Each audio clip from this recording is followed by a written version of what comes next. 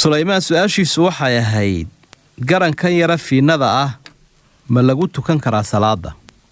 Garanka fiinadii waxa weeye kan labada sidele garbuhu ay banaayeen qofka. Hawa lagu tukanayaa. Waladaad macawista gashan tahay garankaana gashan tahay.